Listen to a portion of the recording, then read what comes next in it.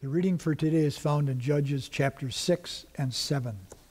Again the Israelites did evil in the eyes of the Lord, and for 7 years he gave them into the hands of the Midianites.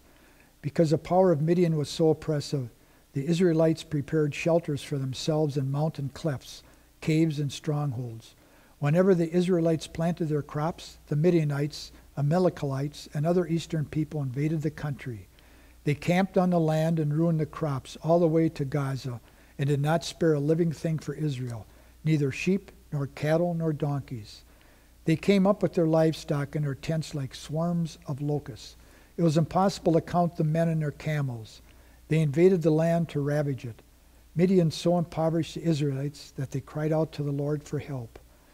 When the Israelites cried to the Lord because of Midian, he sent them a prophet who said, "This is what the Lord, the God of Israel, says. I brought you up out of Egypt and out of the land of slavery. I snatched you from the power of Egypt and from the hand of all your oppressors.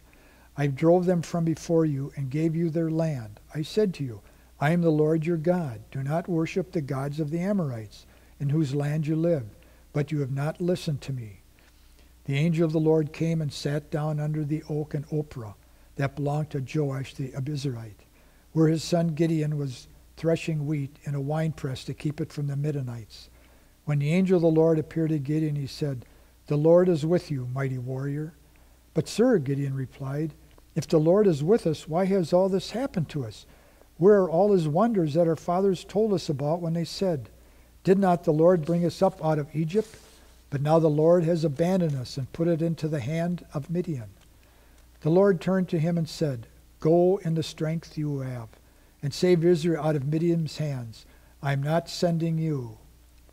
But the Lord, Gideon said, "How can I save Israel? My clan is the weakest in Manasseh, and I am the least of my family." The Lord answered, "I will be with you, and you will strike down all the Midianites together." Gideon replied, "If now I have found favor in your eyes, give me a sign that it is really you talking to me. Please do not go away until I come back and bring my offering and set it before you."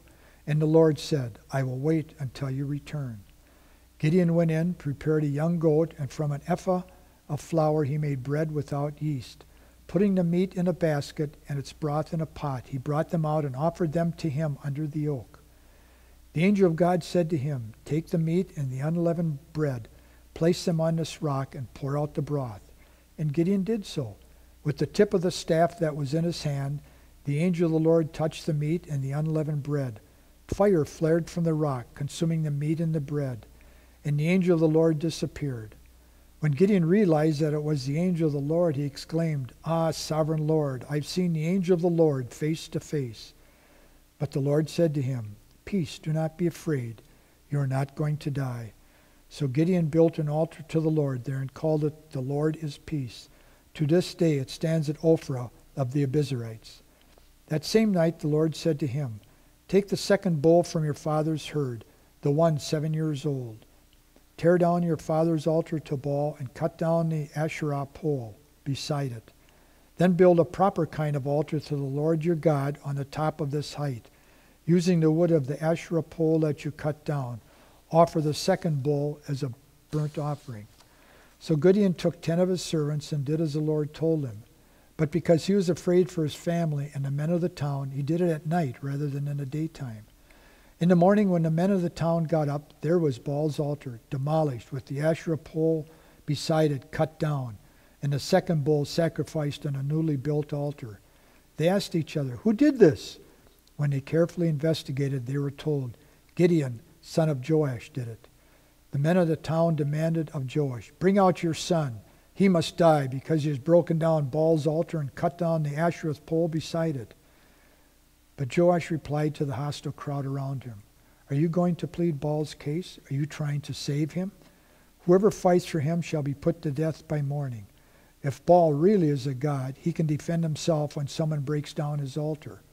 So that day they called Gibeon Jerubbaal, saying, "Let Baal contend with him, because he broke down Baal's altar." Now all the Midianites, Amalekites, and other eastern peoples joined forces and crossed over the Jordan and camped in the valley of Jezreel. Then the Spirit of the Lord came upon Gideon, and he blew a trumpet, summoning the Abiezrites to follow him. He sent messengers throughout Manasseh, calling them to arms, and also into Asher, Zebulun, and Naphtali, so that they too went up to meet him.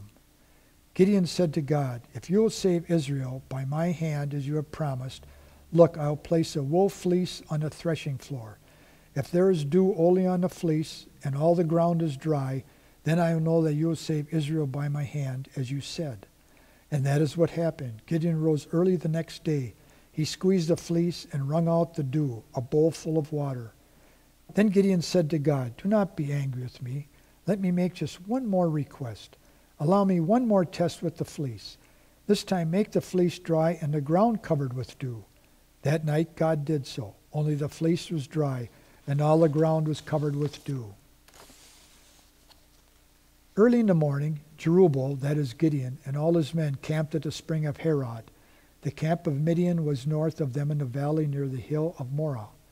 The Lord said to Gideon, "You have too many men for me to deliver Midian into their hands. In order that Israel may not boast against me that her own strength has saved her, announce now to the people, anyone who trembles with fear may turn back and leave Mount Gilead." So 22,000 men left, while 10,000 remained. But the Lord said to Gideon, "There are still too many men. Take them down to the water, and I will sift them for you there. If I say, 'This one shall go with you,' he shall go. But if I say, 'This one shall not go with you,' he shall not go." So Gideon took the men down to the water. There the Lord told him, "Separate those who lap the water with their tongues like a dog from those who kneel down to drink." 300 men lapped with their hands to their mouths. All the rest got down on their knees to drink. Then the Lord said to Gideon, "With the 300 men that lapped, I will save you and give the Midians into your hands. Let all the other men go, each to his own place." So Gideon sent the rest of the Israelites to their tent, but kept the 300, who took over the provisions and trumpets of the others. Now the camp of Midian lay before him in the valley. During that night the Lord said to Gideon, "Get up, go down against the camp, because I am going to give it into your hands. If you are afraid to attack, go down to the camp with your servant Purah, and listen to what they are saying. Afterward you will be encouraged to attack the camp." So he and Purah's servant went down to the outposts of the camp. The Midianites and Amalekites and all the other eastern peoples had settled into the valley, thick as locusts. Their camels could no more be counted than the sands of the seashore. Gideon arrived just as a man was telling a friend of his dream. "I had a dream," he was saying. "A round loaf of barley bread came tumbling into the Midianite camp. It struck the camp with such force that the tent overturned and collapsed." His friend responded, "There can be nothing other than the sword of Gideon, son of Joash the Israelite. God has given the Midianites and the whole camp into his hands." When Gideon heard the dream and its interpretation, he worshipped God. He returned to the camp of Israel and called out, "Get up! The Lord has given the Midianite camp into your hands." Dividing the 300 men into 3 companies, he placed trumpets and empty jars in the hands of all of them, with torches inside. "Watch me," he told them. "Follow my lead. When I get to the edge of the camp, do exactly as I do.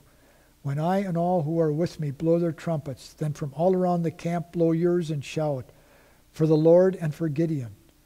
Gideon and 100 men with him reached the edge of the camp at the beginning of the middle watch, just after they had changed the guard. They blew their trumpets and broke the jars that were in their hands.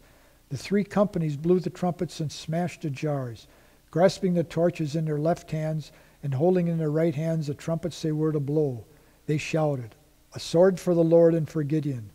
While each man held his position around the camp, all the Midianites ran, crying out as they fled. When the 300 trumpets sounded, the Lord caused the men throughout the camp to turn on each other with their swords.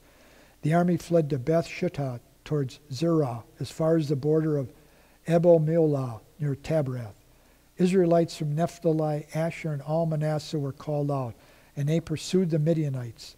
Gideon sent messengers throughout the hill country of Ephraim, saying, "Come down against the Midianites and see the waters of the Jordan, ahead of them as far as Beth-barah." So all the men of Ephraim were called out, and they took the waters of the Jordan as far as Beth-barah. They also captured 2 of the Midianite leaders, Zorb and Zeb. They killed Oreb at the rock of Oreb and Zeb at the winepress of Zeb. They pursued the Midianites and brought the heads of Oreb and Zeb to Gideon, who was by the Jordan. Here ends the reading for the day.